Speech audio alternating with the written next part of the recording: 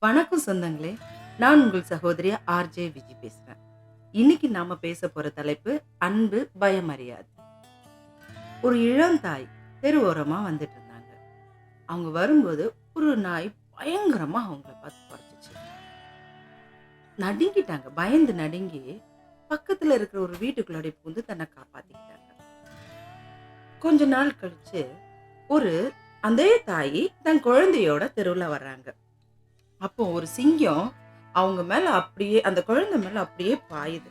அந்த தாய்க்கு தான் குழந்தைய எப்படியாவது காப்பாத்தணுங்கிற எண்ணம் இருந்துச்சே தவிர, பயம் ஐயோ! சிங்கம் ஏதாவது செஞ்சுடுமோ அப்படிங்கிற பயம் வரல.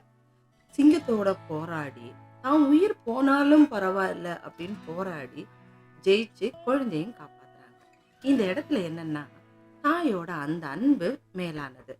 தான் உயிர் போனாலும் பரவால்ல அப்படின்னு தனக்கான குழந்தைக்காக குடுக்குற அன்பு இருக்கு இல்லையா? அது எல்லாத்தையுமே ஜெயிக்க வைக்கும். இந்த இடத்துல ஜெயிச்சது அந்த அன்பு தான்.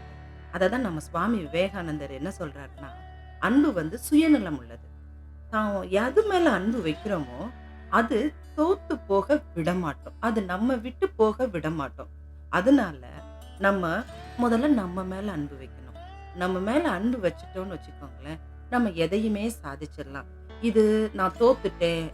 நான் வந்து என்னால எதுவுமே முடியாது. அந்த மாதிரி ஒரு யோசனை வந்துடுச்சுன்னு வச்சுக்கோங்களேன், அந்த இடத்துல பயம் சூழ்ந்துரும். பயம் வந்துடுச்சுன்னா, அன்புக்கு அந்த இடத்துல இடமே இல்ல. அந்த இடத்துல ஜெயமும் கிடையாது.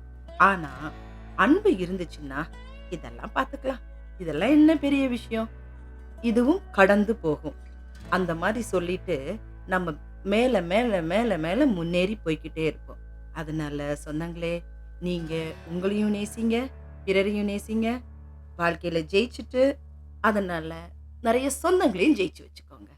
வாழ்த்துக்கள்.